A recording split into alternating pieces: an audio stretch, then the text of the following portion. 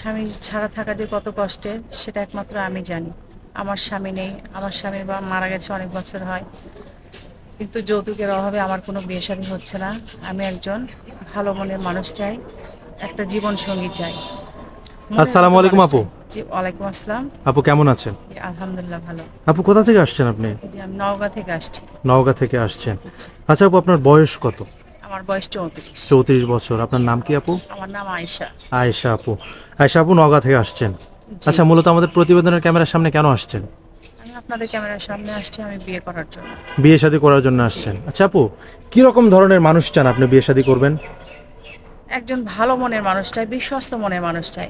বয়সটা যেমনই হোক, সে আমাকে ভালোবাসবে, আগলায় রাখবে, আমার আদর যত্ন করবে, আমি তার খেয়াল রাখবো, আমি তার পাশে থাকবো।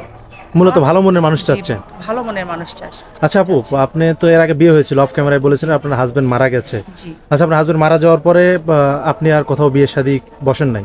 না, আপনার বাচ্চা কাচ্চা কজন আছে? আমার একটা ছেলে আছে। একটা ছেলে আছে। আচ্ছা, যদি কোনো ভাই আপনাকে বিয়ে করতে চায় তাহলে কি ছেলে সহ দায়িত্ব নিতে হবে, না একা একা আপনাকে বিয়ে করলেই হবে? উনি যদি মনে করেন যে আমার ছেলের দায়িত্ব নেবেন তো নিতে পারেন, আর যদি মনে করেন না নেবে না তাহলে সমস্যা নেই, আমার মানে মার কাছেই থাকবে আমার ছেলে। তার ইচ্ছা, জি, তার ইচ্ছা। কিন্তু আপনাকে ভালোবাসতে হবে। জি, আমাকে ভালোবাসতে হবে। আচ্ছা, আপনার সাথে যোগাযোগ করবে কিভাবে আপু? আপনাদের মাধ্যমে। আমাদের মাধ্যমে। জি, আচ্ছা, সুপ্রিয় দর্শক, এই মুহূর্তে স্ক্রিনে একটি নাম্বার দেখতে পাচ্ছেন, এই নাম্বারটি চ্যানেল কর্তৃপক্ষের। এই নাম্বারে হোয়াটসঅ্যাপ ইমো খোলা আছে। যদি কোনো ভাই আয়েশা আপুকে পছন্দ করে থাকেন অবশ্যই একটা স্ক্রিনশট মেরে আমাদেরকে পাঠিয়ে দিবেন, ভয়েসের মাধ্যমে বলে দিবেন, আমরা আয়েশা আপুর সাথে কথা বলানোর ব্যবস্থা করে দেবো। আয়েশা আপু বাসা নওগাঁ। আয়েশা আপু এসেছে আমাদের এখানে, বয়স 34 বছর। তো আয়েশা আপুকে যদি কোনো ভাই বিয়ে করেন সেই ভাই নক দিবেন, অন্য কোনো ভাই আজ যারা ফোন কল করবে না তাহলে কিন্তু আমরা ব্লক করে দিতে বাধ্য হবো। আবারও বলছি, এটা চ্যানেল কর্তৃপক্ষের নাম্বার। আচ্ছা আপু, নামাজ কালাম তো পড়া হয় নাকি? জি, নামাজ পড়ি। আচ্ছা, বিয়ে শাদী করার পর হাজবেন্ড যদি আপনাকে দেশের বাইরে নিয়ে যেতে চায়, যাবেন তো নাকি? ইনশাল্লাহ আমি চলে যাব। দেশ বা দেশের বাইরে থেকে আমাদের অনেকেই ভিডিও দেখে। যদি কোনো ভাই বিয়ে করতে চায় বা বিয়ে করে দেশের বাইরে চলে যেতে চায় আপনাকে রেখে, তার ফ্যামিলির সাথে থাকবেন তো নাকি? জি, থাকবো আমি।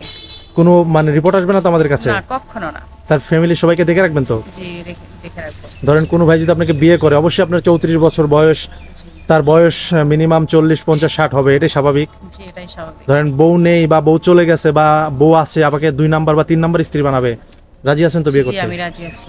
ধরেন বউ চলে গেছে বা মারা গেছে, তার বাচ্চা কাচ্চা আছে, সেগুলো পালতে পারবেন তো? জি, পালতে পারবো। কোনো সমস্যা নাই তো? না, ইনশাল্লাহ কোনো সমস্যা হবে না। আমরা কোনো ক্লেম পাবো না তো? না, মোটেও পাবেন না, আমি সেই সুযোগই দিব না।